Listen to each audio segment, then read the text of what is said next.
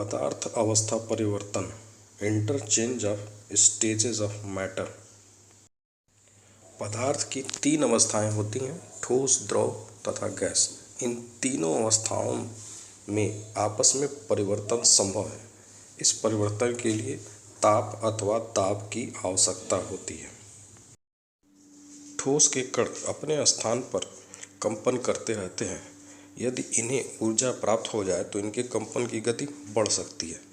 ताप द्वारा हम उन्हें ये ऊर्जा प्रदान कर सकते हैं।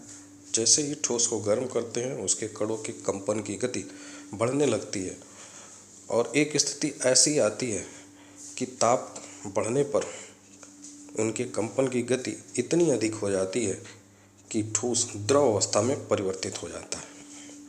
इसी प्रकार यदि हम द्रव को भी गर्म करें तो उसके कणों की गति बढ़ने लगेगी, उनकी गतिज ऊर्जा बढ़ने लगेगी और एक स्थिति ऐसी आएगी कि द्रव के कण एक दूसरे से इतने दूर हो जाएंगे कि वो गैस अवस्था में परिवर्तित हो जाएंगे।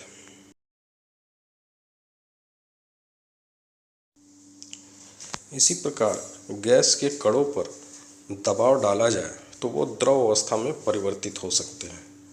यहाँ एक सिलेंडर में भरी गैस पर पिस्टन द्वारा दबाव डाला जा रहा है। दबाव डालने से उसके कण पास आ जाते हैं और वो द्रव अवस्था में बदल जाते हैं।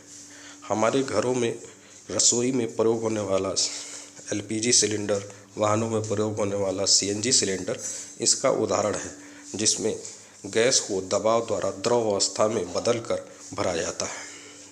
अब यदि हम द्रव पर भी दबाव बढ़ाएं तो एक स्थिति ऐसी आएगी कि उसके कण इतने पास आ जाएंगे कि वो ठोस अवस्था में बदल जाएगा।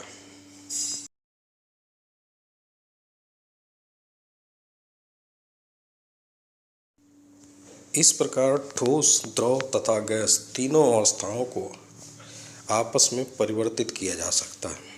ठोस को द्रव में बदलने की क्रिया संगलन, द्रव को गैस में बदलने की क्रिया वाष्पीकरण, गैस को ठोस में बदलने की क्रिया निक्षेपण कहलाती है। इसके विपरीत ठोस को पुनः गैस में बदलने की क्रिया ऊर्ध्वपातन, गैस को पुनः द्रव में बदलने की क्रिया संघनन तथा द्रव को पुनः ठोस में बदलने की क्रिया जमना कहलाती है।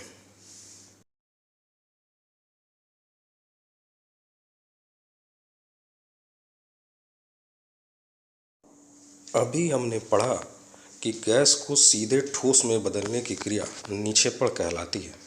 यदि हम कार्बन डाइऑक्साइड गैस को सीधे ठोस में बदलें तो वह ठोस कार्बन डाइऑक्साइड बन जाता है। ठोस कार्बन डाइऑक्साइड को शुष्क बर्फ भी कहते हैं। यहाँ ध्यान देने वाली बात यह है कि निक्षेपण की क्रिया में गैस सीधे ठोस अवस्था में परिवर्तित होता है, न कि गैस से द्रव और द्रव से ठोस।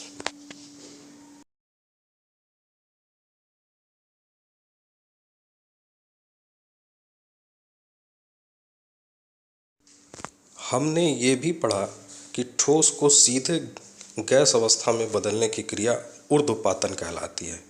इसमें बीच में द्रव अवस्था नहीं आती, ठोस सीधे गैस अवस्था में बदलता है। ऊर्ध्वपातन क्रिया का उदाहरण है कपूर, नौसादर आदि। यदि हम कपूर को गर्म करें तो यह द्रव अवस्था में नहीं बदलता, सीधे गैस अवस्था में बदल जाता है। इसलिए कपूर और नौसादन ऊर्ध्वपातन क्रिया के उदाहरण बन सकते हैं।